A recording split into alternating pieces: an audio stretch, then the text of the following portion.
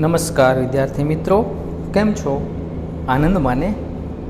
આજે આપણે 11th સાયન્સના રેડોક્સ પ્રક્રિયા ચેપ્ટરમાં ઓક્સિડેશન આંકની ગણતરીની પ્રેક્ટિસ તરફ જશું. લાસ્ટ લેક્ચરમાં આપણે ઓક્સિડેશન આંક નક્કી કરવાના નિયમોનો અભ્યાસ કરેલો. ફરી પાછા ઝડપથી એ શોર્ટમાં હું નિયમ લખું છું, તો થોડું ધ્યાન આપશો. પહેલો નિયમ કે હાઇડ્રોજનના સંયોજનોમાં હાઇડ્રોજનનો ઓક્સિડેશનાંક +1 લેવામાં આવે છે. અપવાદ ધાત્વીય હાઇડ્રાઇડ. ધાત્વીય હાઇડ્રાઇડમાં હાઇડ્રોજનનો ઓક્સિડેશનાંક -1 લેવામાં આવે છે. મોટે ભાગે હાઇડ્રોજન +1, ધાત્વીય હાઇડ્રાઇડ હોય તો -1. બીજો નિયમ, ઓક્સિજનના સંયોજનોમાં ઓક્સિજનનો ઓક્સિડેશનાંક -2 લેવામાં આવે છે. 3 જગ્યાએ અપવાદરૂપકતા છે. જો પેરોક્સાઇડ આવે, પેરોક્સાઇડ યાદ રાખવાના છે, પેરોક્સાઇડ તો -1, સુપરઓક્સાઇડ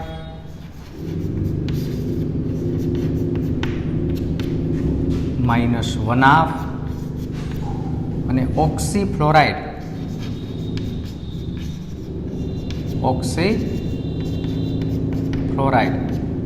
આવે તો ધન. આ નિયમ. ઓક્સીફ્લોરાઇડમાં ઓક્સિજનનો ધન હોય, કારણ કે ફ્લોરિનનો જ ઋણ હોય. આવર્ત કોષ્ટકમાં સૌથી વધુ વિદ્યુત ઋણીય તત્વ ફ્લોરિન છે. ફ્લોરિનની વૃત્તિ હંમેશા ઇલેક્ટ્રોન મેળવવાની છે, માટે ફ્લોરિનનો ઋણ તો ઓક્સિજનનો ધન. નેક્સ્ટ, થર્ડ વન, હેલોજનના સંયોજનોમાં હેલોજનનો ઓક્સિડેશનાંક -1 લેવામાં આવે છે. સિવાય કે ઓક્સો એસિડ, હેલોજનના ઓક્સો એસિડ જે આપણે યાદ રાખેલા છે, હાઇપોહેલસ એસિડ, હેલસ એસિડ, હેલિક એસિડ અને પરહેલિક એસિડ, અથવા હેલોજનના ઓક્સાઇડ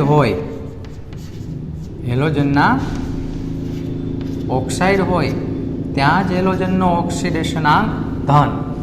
બાકી બધી જગ્યાએ હેલોજનનો ઓક્સિડેશનાંક ઋણ હોય છે. પણ આ નિયમ ફ્લોરિનને લાગુ પડતો નથી, ફ્લોરિન સિવાય લાગુ પડે. કારણ કે ફ્લોરિનનો ઓક્સિડેશનાંક હંમેશા -1 જ હોય છે. એટલે ફ્લોરિન સિવાયના જે હેલોજન આવે એના ઓક્સો એસિડ હોય કે ઓક્સાઇડ હોય, તેમાં હેલોજનનો ઓક્સિડેશનાંક ધન લેવો. નેક્સ્ટ, ફોર્થ વન, ચોથો નિયમ, પહેલો સમૂહ ફર્સ્ટ એ, જેને આપણે આલ્કલી કહીએ છીએ, આલ્કલી તત્વો. આલ્કલી તત્વના નામ તમને ખ્યાલ છે: lithium, sodium, potassium, rubidium, caesium અને ફ્રાન્સિયમ. આ તત્વોનો ઓક્સિડેશનાંક હંમેશા +1 જ. +1 સિવાય તેનો ઓક્સિડેશનાંક શક્ય નથી. એના સંયોજનોમાં વાત થાય છે. જો તત્વ એકલું બેઠું હોય, સોડિયમ એકલું હોય તો 0. આમાંથી કોઈ પણ તત્વ એકલું બેઠું હોય તો 0. તટસ્થ પરમાણુનો નિયમ લાગુ પડે. પણ જ્યારે એનું સંયોજન બને તેનો ઓક્સિડેશનાંક +1 હોય, કારણ કે આ દરેક તત્વની વૃત્તિ 1 ઇલેક્ટ્રોન ગુમાવવાની છે. ફરીથી આલ્કલી તત્વોના નામ: lithium, sodium, potassium, rubidium, caesium, francium. આ દરેક તત્વનો ઓક્સિડેશનાંક +1. સેકન્ડ સમૂહ, બીજો સમૂહ, સેકન્ડ એ સમૂહ, બીજો એ સમૂહ, એને આલ્કલાઇન કહેવાય. આલ્કલાઇન અર્થ ધાતુ તત્વો, જેમાં beryllium, magnesium, calcium, strontium, barium, રેડિયમનો સમાવેશ થાય છે. આ દરેક તત્વની વૃત્તિ 2 ઇલેક્ટ્રોન ગુમાવવાની છે, માટે આ દરેક તત્વનો ઓક્સિડેશનાંક +2. ફરીથી આલ્કલાઇન અર્ધધાતુ તત્વો beryllium, magnesium, calcium, strontium, barium, radium, આ દરેકને આલ્કલાઇન અર્ધધાતુ તત્વો કહેવામાં આવે છે, જેનો ઓક્સિડેશનાંક હંમેશા +2 હોય છે. First A, second A, third A.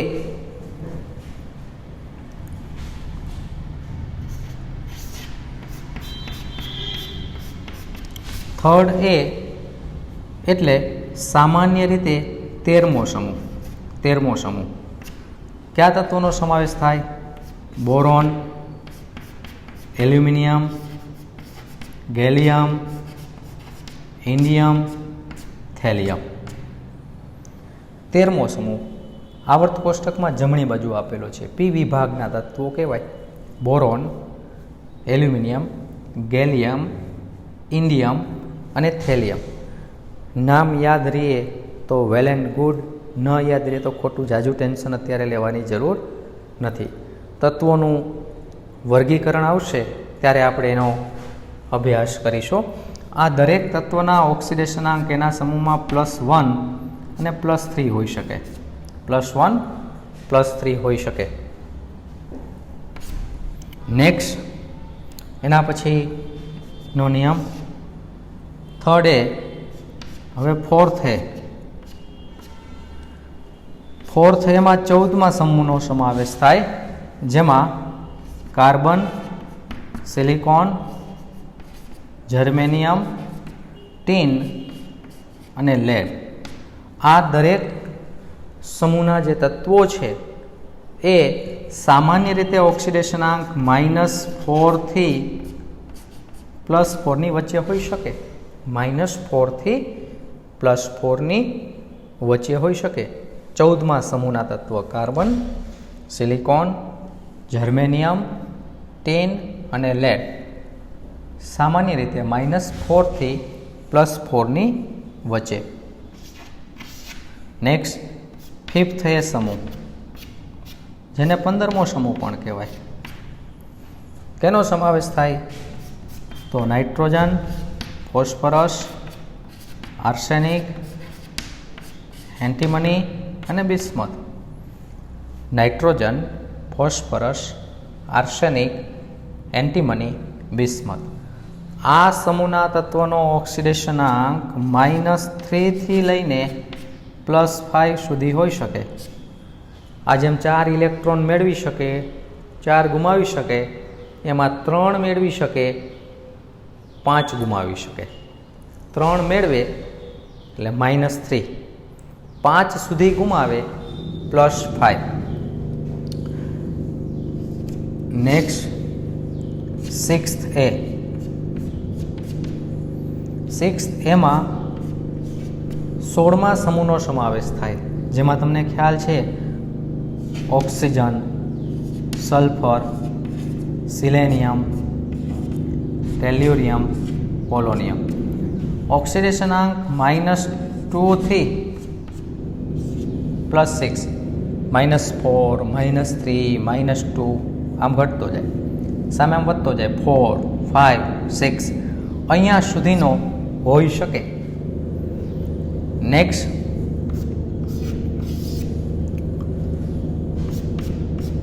Seventh A. Seventh A એટલે 17મો સમૂહ. Halogen, fluorine, chlorine, bromine, iodine.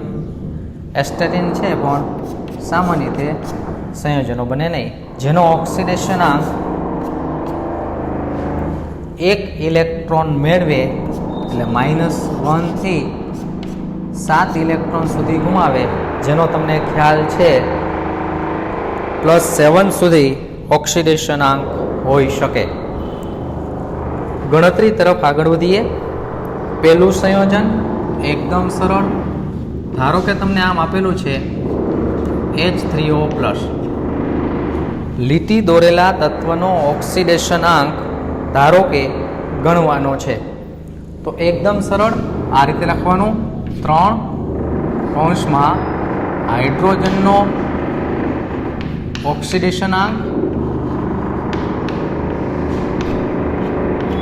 જેનો ઓક્સિડેશનાંક મેળવવાનો હોય તેના માટે x ધારવું અને જેટલી સંખ્યા એટલા x. ઓક્સિજનની સંખ્યા 1 છે તો શું ધારશો? x. ઉપર જે વીજભાર હોય એ સામે લખવાનો. ઉપર વીજભાર દેખાય છે તમને? કેટલો દેખાય છે? +1. તો સામે જવાબ લખવાનો છે +1. હાઇડ્રોજન આવે તો હાઇડ્રોજનનો હંમેશા +1 હોય. ધાત્વીય હાઇડ્રાઇડ હોય ત્યાં જ -1. ધાતુનો હાઇડ્રાઇડ, આ ધાતુનો હાઇડ્રાઇડ નથી, આ બધી ધાતુઓ છે, એની સાથે હાઇડ્રોજન જોડાયેલો હોય તો એ ધાત્વીય હાઇડ્રાઇડ. આ તો ઓક્સિજન સાથે જોડાયેલો છે અને ઓક્સિજન અધાતુ તત્વ છે, તો ઓક્સિજન સાથે જોડાયેલો છે માટે હાઇડ્રોજનનો ઓક્સિડેશનાંક હંમેશા +1 +x +1. +3 ને સામે જવા દેશો એટલે x =1 -3. It means x -2. જો જેને ઓક્સિજનનો ઓક્સિડેશનાંક રૂટીન મુજબ આવ્યો કેટલો હોય? -2 અને એટલો જ આવે છે. સિમ્પલ. આગળ વધીએ. બીજું સંયોજન એકદમ સરળ છે. ધારો કે Cr2O7 2- છે. આમાં ક્રોમિયમનો ઓક્સિડેશનાંક મેળવવો છે. જેનો ઓક્સિડેશનાંક મેળવવાનો હોય તેના માટે x ધારવા. કેટલા ક્રોમિયમ છે? 2. શું ધારશો? 2x વત્તા 7 ઓક્સિજન. હવે હું આમ આખું વાક્ય લખતો નથી. ઓક્સિજનનો ઓક્સિડેશનાંક ડાયરેક્ટ લખું છું 7 કૌંસમાં ઓક્સિજનનો ઓક્સિડેશનાંક = કેટલો વીજભાર દેખાય છે? +2. 0 -2 તો સામે લખવાના -2. 2x. ઓક્સિજન આવે એટલે પ્રશ્ન પૂછો પેરોક્સાઇડ નહીં, પેરોક્સાઇડ યાદ રાખવાના છે, છતાં આપણે આગળ આવશે. સુપર ઓક્સાઇડ, થોડા ઘણા જ સુપર ઓક્સાઇડ છે, એ પણ નથી. ઓક્સી ફ્લોરાઇડ પણ નથી. તો ઓક્સિજનનો રૂટીન મુજબ ઓક્સિડેશનાંક -2 મૂકવાનો છે. 2x = -2 + 14 -14 થાય. -14 ને મેં સામે શિફ્ટ કર્યા છે +14. તો 2x = +12. x = +6. આ રીતે થશે. થર્ડ વન S8માં સલ્ફરનો ઓક્સિડેશનાંક. વિડીયોને સ્ટોપ કરો અને જાતે તમારી રીતે ઓક્સિડેશનાંકની ગણતરી કરો. જેનો ઓક્સિડેશનાંક ગણવાનો હોય તેના માટે x ધારવા. કેટલા સલ્ફર બેઠા છે? 8. તો શું ધારવાનું? 8x = 0. તો x બરાબર પણ 0. પહેલો નિયમ લાગુ પડે. તટસ્થ પરમાણુ અણુ, આ અણુ છે, તટસ્થ અણુ છે, એક જ પ્રકારના પરમાણુઓમાંથી બનેલો અણુ, તો તેનો ઓક્સિડેશનાંક હંમેશા કેટલો હોય? 0. ન ખબર પડે તો નિયમ પહેલો ફરી પાછો વાંચી લેજો. ફોર્થ વન, ચોથું સંયોજન H2SO4માં સલ્ફરનો ઓક્સિડેશનાંક. કેટલા હાઇડ્રોજન છે? 2. કેનો ઓક્સિડેશનાંક મેળવવાનો છે? સલ્ફરનો. શું ધારશું તેના માટે? x. કેટલા x? 1 2 3. ફરીથી ખાલી x 1x વત્તા 4 ઓક્સિજન છે = 0. હાઇડ્રોજન આવે એટલે પ્રશ્ન પૂછવાનો કે ધાત્વી હાઇડ્રાઇડ નહીં, સામાન્ય હાઇડ્રોજન છે, તો +1 પ્લસ x. ઓક્સિજન આવે તો 3 પ્રશ્ન પૂછવાના. પેરોક્સાઇડ નહીં, સુપર ઓક્સાઇડ નહીં, ઓક્સીફ્લોરાઇડ નહીં. ઓક્સિજન રૂટીન મુજબનો છે તો -2 મૂકો =0, +2 + x -8 =0, x +6, કારણ કે -6 વધશે, જમણી બાજુ શિફ્ટ કરશો એટલે +6. નેક્સ્ટ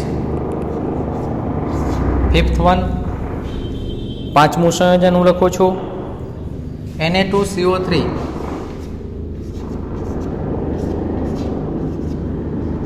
કાર્બનનો ઓક્સિડેશનાંક આવડશે ગણતા? જાતે પ્રયત્ન કરો, વિડીયોને સ્ટોપ કરો, લખી નાખો, પછી કમ્પેરિઝન કરજો. હું વિડીયો સ્ટાર્ટ જ રાખું છું. આમ થશે 2 સોડિયમ છે, કેના ઓક્સિડેશનાંક ગણવાનો છે? એક્સનો, કાર્બનનો x વત્તા 3 ઓક્સિજન, વીજભાર નથી, 0. સોડિયમ આવે તો આલ્કલી તત્વ, આ બધાનો હંમેશા +1 જ હોય, આ બધાનો હંમેશા +2 જ હોય, બરાબર? તો આલ્કલી તત્વ છે સોડિયમ, એનો હંમેશા +1 + x.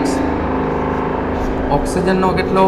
-2 =0, +2 -6, આમ થશે x +2 -6 =0, x +4. કાર્બનના સંયોજનોમાં કાર્બનનો ઓક્સિડેશનાંક -4 થી લઈને +4 સુધી આવી શકે. નેક્સ્ટ 6થું સંયોજન ગ્લુકોઝ C6H12O6. કાર્બનનો ઓક્સિડેશનાંક કેટલા x ધારશો? 6x. હાઇડ્રોજન 12,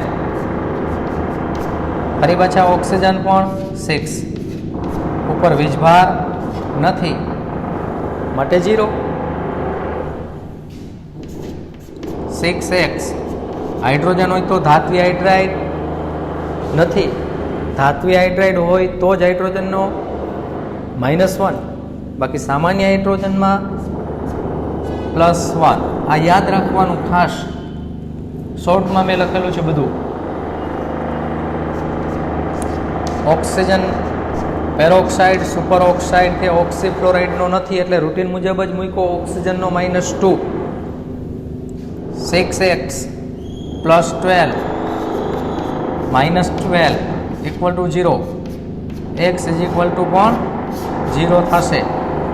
6 કાર્બનનો 0 તો 1 કાર્બનનો પણ 0. હમણાં મેં કીધું કે કાર્બનનો ઓક્સિડેશનાંક -4 થી +4 ની વચ્ચે કોઈ પણ આવી શકે. અહીંયા +4 આવતો હતો, અહીંયા 0 -4 પણ આવી શકે. જેમ કે CH4. કાર્બનનો ઓક્સિડેશનાંક મેળવીએ, શું ધારશું? x વત્તા 4 હાઇડ્રોજન =0. x હાઇડ્રોજન માટે હંમેશા +1, ધાત્વીય હાઇડ્રાઇડ હોય તો જ -1. કાર્બન કંઈ ધાતુ નથી, કોલસો ધાતુ કહેવાય નહીં. =0, x +4 =0, x -4. કાર્બનના સંયોજનોમાં કાર્બનનો ઓક્સિડેશનાંક -4 થી +4 ની વચ્ચે, -4 થી +4 ની વચ્ચે. નેક્સ્ટ એના પછીનું સંયોજન NH4 પ્લસમાં નાઇટ્રોજનનો ઓક્સિડેશનાંક આવડશે. જાતે પ્રયત્ન કરો, સેલ્ફ પ્રેક્ટિસ, અને એકદમ સરળ છે. જેનો ઓક્સિડેશનાંક ગણવો હોય તેના માટે શું ધારવાનું છે? એક્સ. કેટલા એક્સ ધારવાના છે?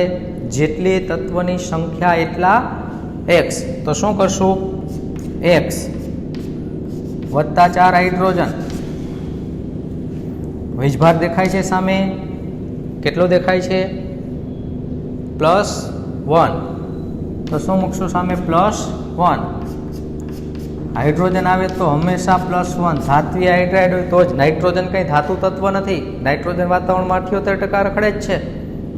જો એ ધાતુ હોત તો શોર્ટ સર્કિટ થાત. બરાબર. ઓક્સિજન એ કંઈ ધાતુ તત્વ નથી. ઓક્સિજન હોત તો આપણને પણ શોર્ટ સર્કિટ થાય, કારણ કે ઓક્સિજન વાયુના સીધા કોન્ટેક્ટમાં હોય જ. બરાબર. Equal to +1. તો x ઇઝ ઇક્વલ ટુ -3. નાઇટ્રોજનના સંયોજનોમાં નાઇટ્રોજનનો ઓક્સિડેશન આંક -3 થી +5 ની વચ્ચે હોઈ શકે. અને ખાસ આ નિયમો તમારે મગજમાં બેસાડવાના છે, યાદ રાખવાના છે.